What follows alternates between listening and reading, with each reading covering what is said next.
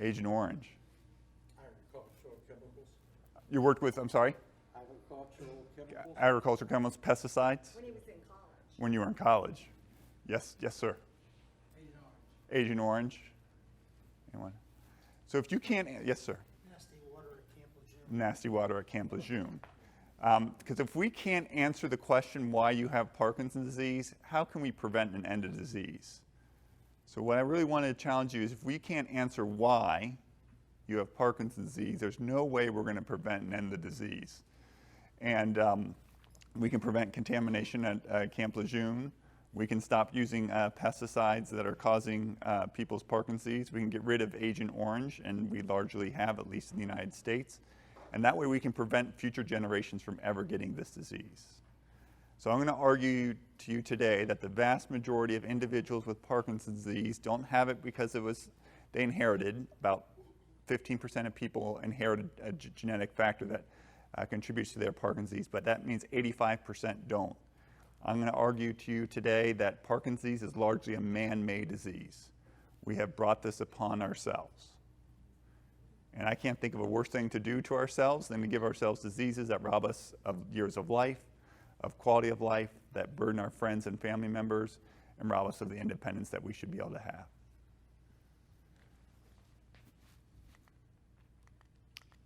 So a really smart French-American scientist, René Dubos, wrote in 1959 that every civilization has its own kind of pestilence and can control it only by reforming itself.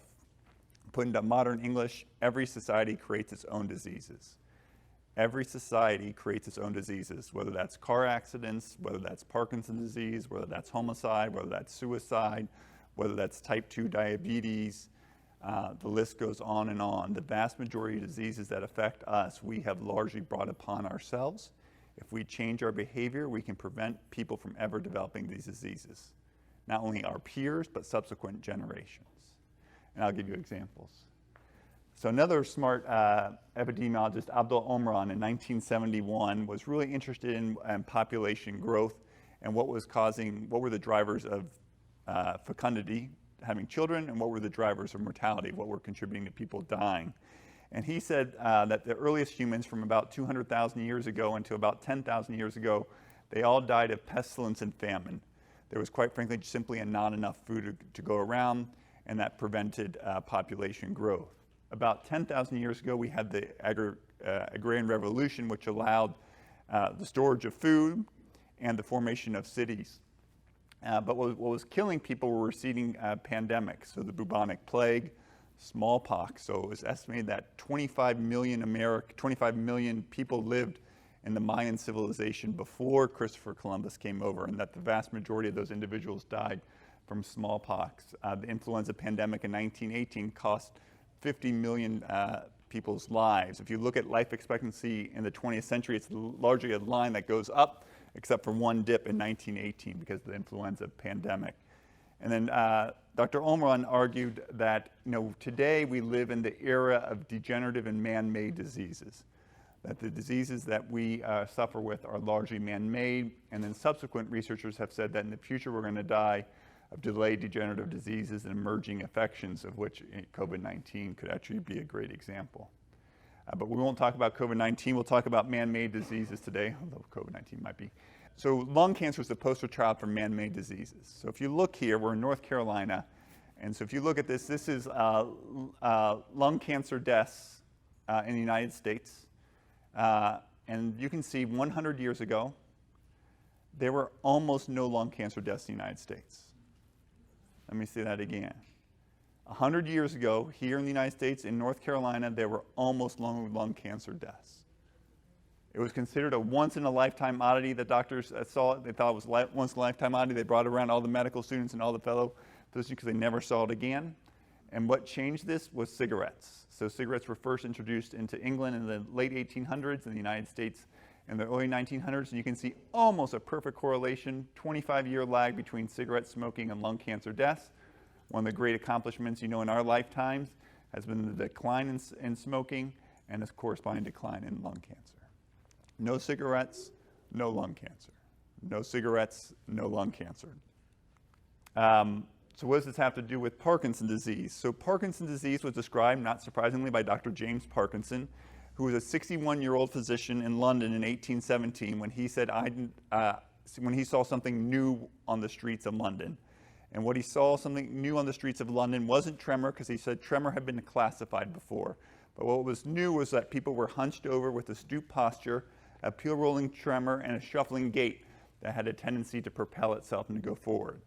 It had to be something, surprising to him, because he was 61, been practicing medicine for over 30 years. He was the son of physicians.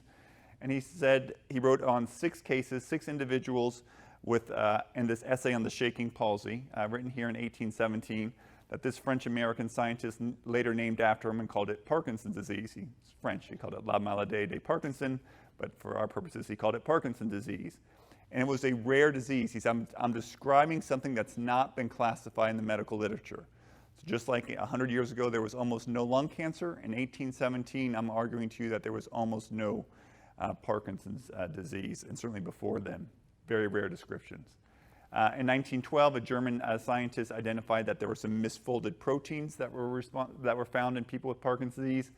Big developments in the 50s and 60s identifying that people with Parkinson's disease had low levels of dopamine in their brain, leading to the creation of the most effective treatment for Parkinson's medication for Parkinson's disease, levodopa, in 1969. These findings led to Arvid Carlsson winning the Nobel Prize. In 1983, a really smart neurologist still living working at Santa Clara Valley Hospital in the Silicon Valley identified the first environmental cause of Parkinson's disease. 30 and 40-year-olds were developing Parkinson's disease acutely. One day they didn't have Parkinson's disease, and 2 or 3 days later they did have Parkinson's disease. It was because many were using heroin, and the process of making their own street form of heroin created a chemical called MPTP that kills off the dopamine-producing nerve cells in brains and led these people to have the acute onset of Parkinson's disease. That chemical, MPTP, bears a striking resemblance to Paraquat, a pesticide that's still used today. Where we go? 1997, the first genetic causes for Parkinson's disease were found. These are extremely, this mutation occurs in less than 1 out of 10,000 individuals. And then this German pathologist, Heiko Brack, identified in 2003, he put forth the notion that Parkinson's disease does not begin in the brain.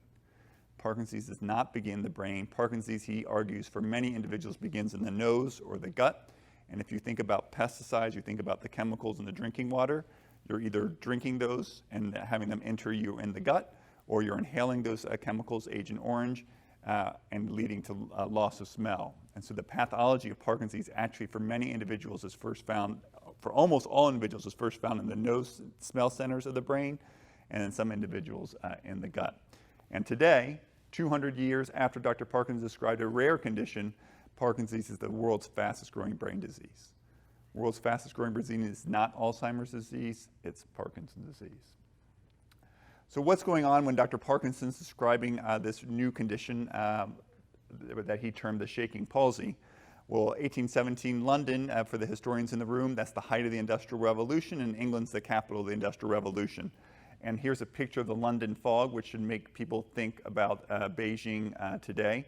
And the London fog had little to do with weather and everything to do with air pollution.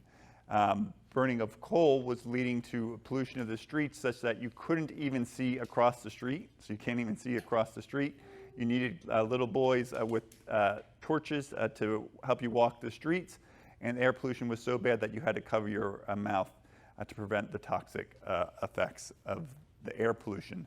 Since that time, numerous products and byproducts of the Industrial Revolution, including air pollution, pesticides, and industrial chemicals, have all been linked to Parkinson's disease.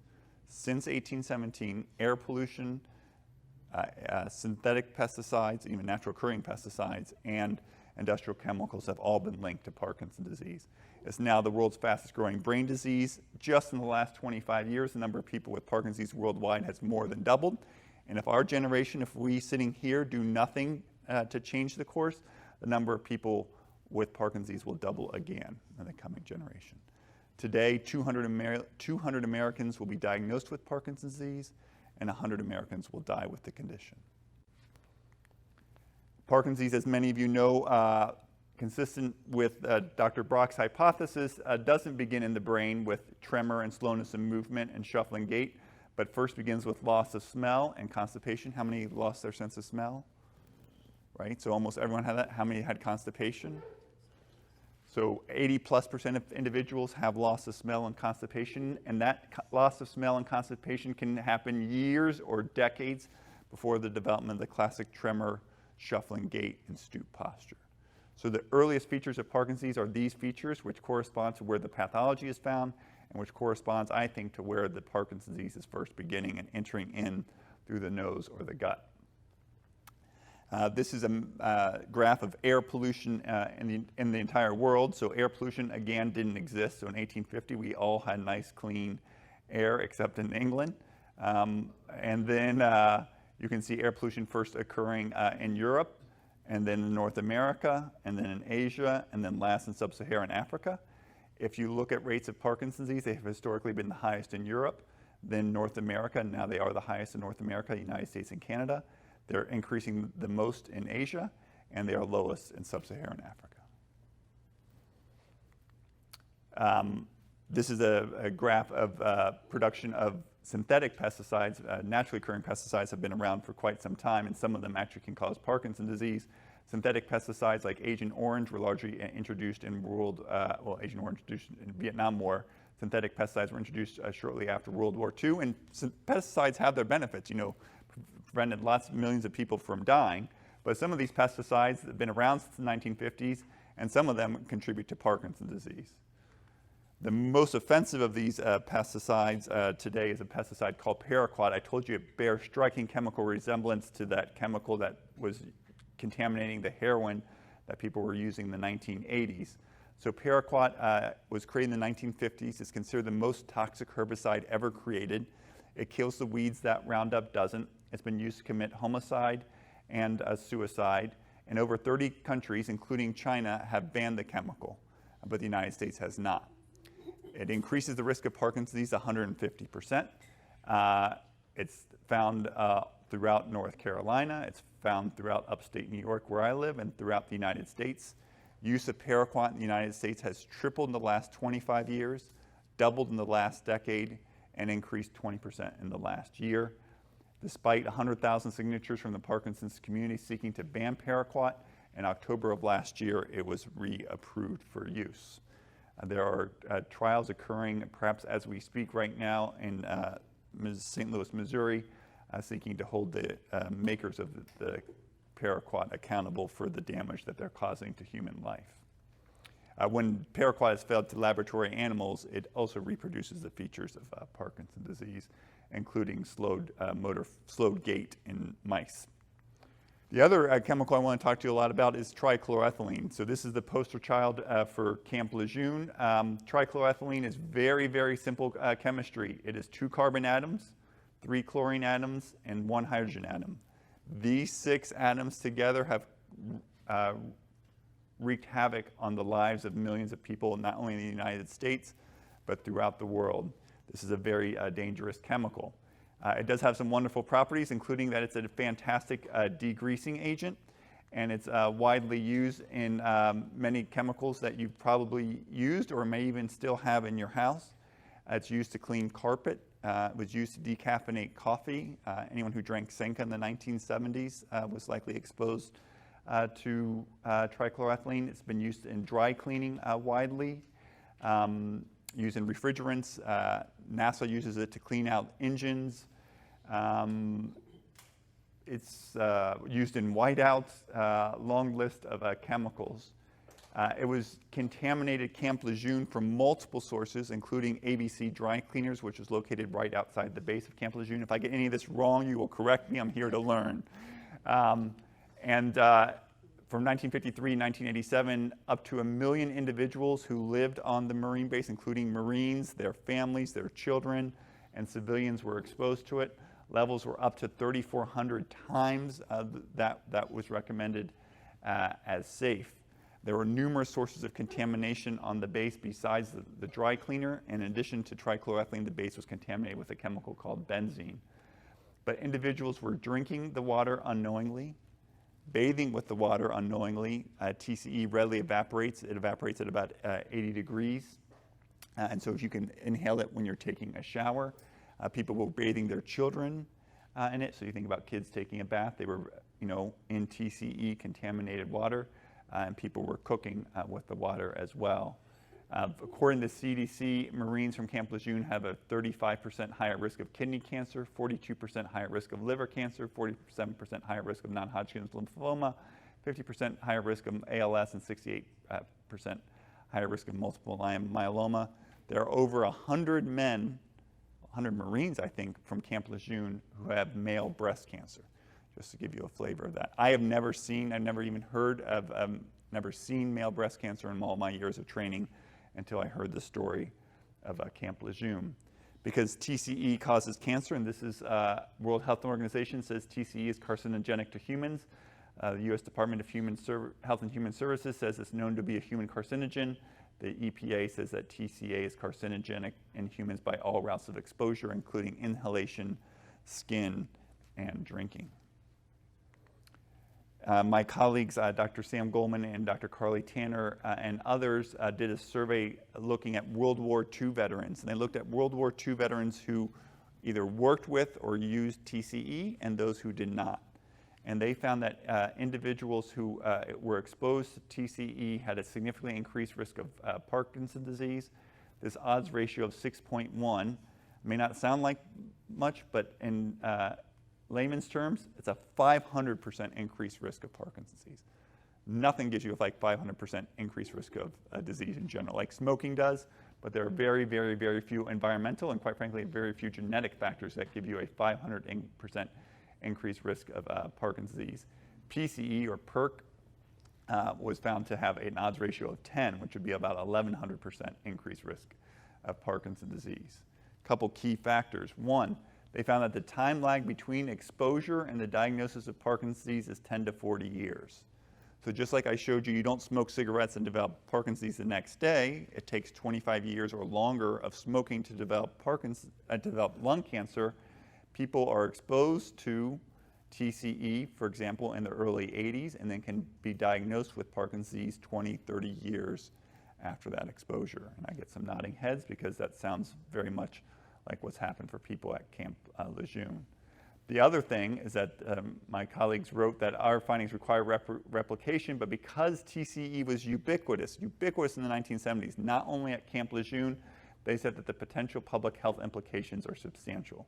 You don't get away with saying like potential public health implications are substantial generally in medical journals unless that's true, and they were right. So Camp Lejeune, am I right? Is this about right? Mm-hmm.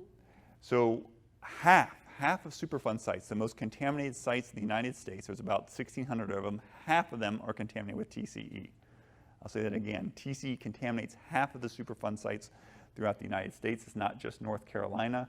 You can see the East Coast, you can see Michigan, you can see Silicon Valley. Silicon Valley, there are 21 contaminated Superfund sites in Silicon Valley because TCE was used to clean silicon wafers. So for the engineers in the room, there's a Superfund site at Fairchild Semiconductor and at Intel in Silicon Valley where they used it to clean silicon wafers and computer chips. It's not just, so this is how TCE works.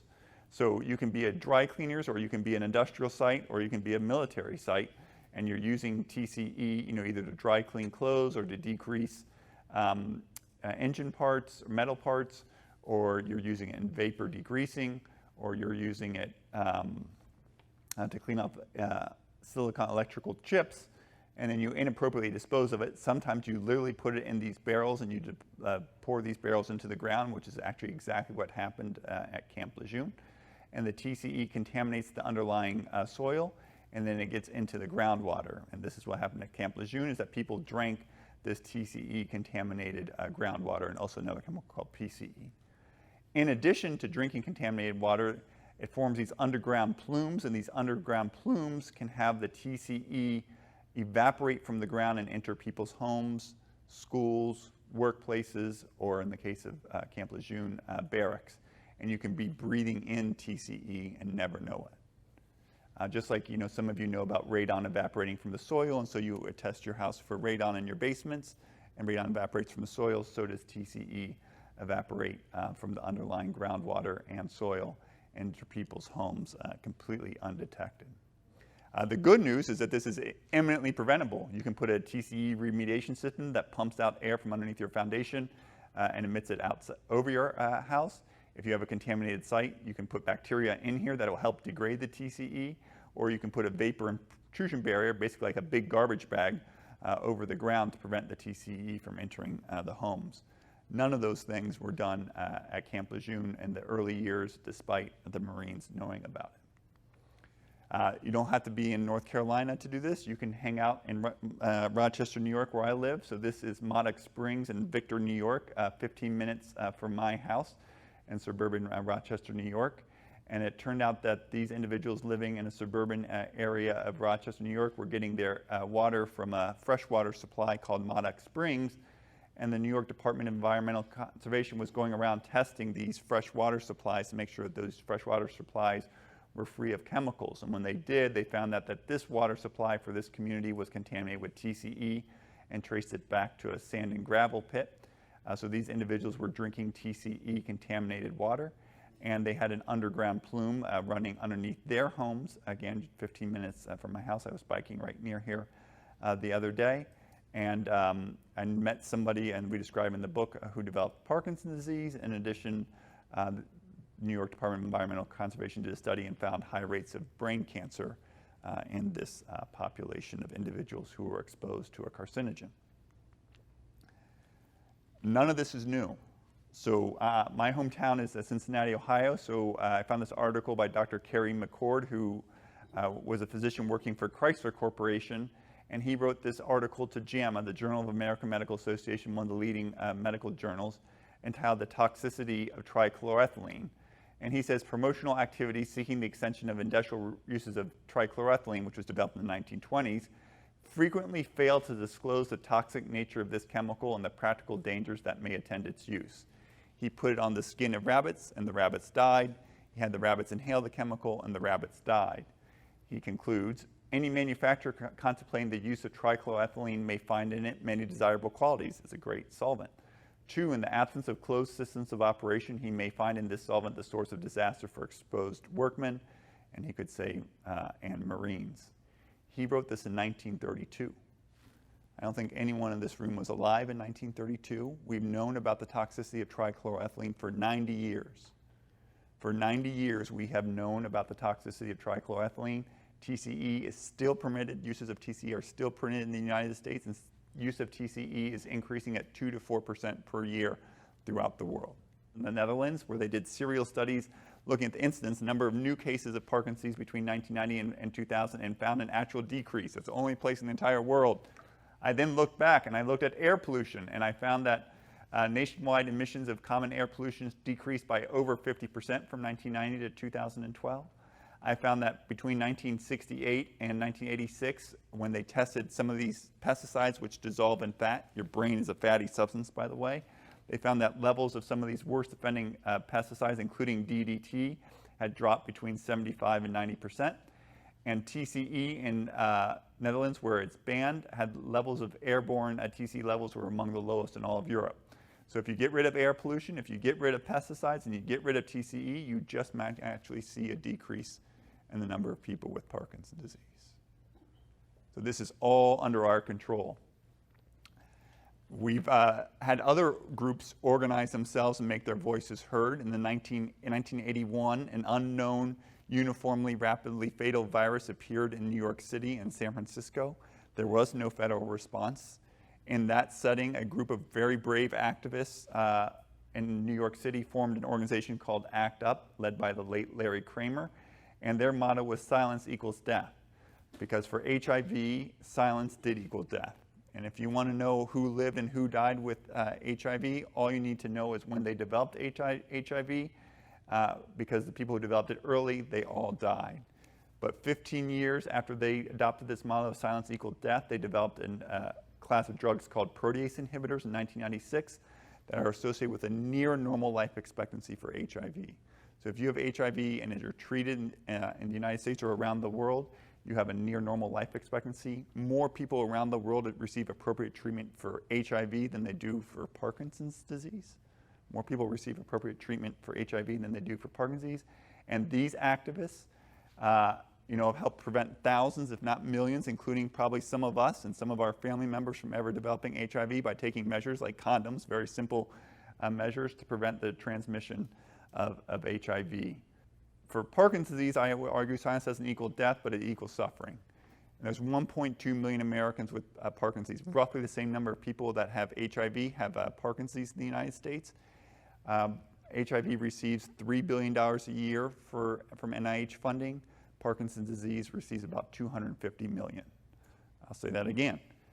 HIV receives about $3 billion a year and associated with near normal life expectancy, prevented thousands, if not millions, including people in this room, from ever developing HIV and our family members. But for Parkinson's disease, adjusted for inflation, NIH funding for Parkinson's disease actually decreased in the last 10 years, while the number of Americans has increased 35%. And there's a lot of suffering going on with Parkinson's disease. I see it in this room, and there's a lot of people suffering with Parkinson's disease who aren't in this room and don't even know that they have the disease. So in the book, we outline a pact, a PACT, to end Parkinson's disease. The first part of that pact, P, is to prevent the disease. We need simply to ban Paraquat and Trichloroethylene. In the back of the room are cards you can mail to the White House that are asked the President of the United States to ban Paraquat and another pesticide called chlorpyrifos and TCE. If you have Parkinson's disease, you should be exercising. Vigorous exercise likely slows the progression of Parkinson's disease. Exercise can also decrease your likelihood of ever developing Parkinson's disease by 20%.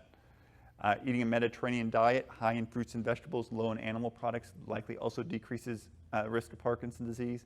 Caffeine, more than coffee, caffeine can also be beneficial for people with Parkinson's disease and help decrease your risk of ever developing it. About 1 to 4 cups of caffeinated coffee a day. You can take care of your brain. If you have Parkinson's disease or if you don't, you should be wearing a helmet when you're bicycling because head trauma and traumatic brain injury increases your risk of Parkinson's disease. We need to advocate for greater funding. $250 million is not going to get the job done. I think that's pretty clear to most people in this room.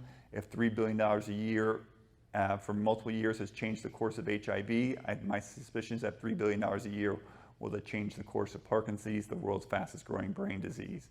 You can participate in research studies. If you want to participate in some, Alistair will tell you how you can sign up to participate even in some of our studies from here in North Carolina. And you need to share your story. These diseases, whether it's HIV or polio, some of you remember polio, some of you remember March of Dimes.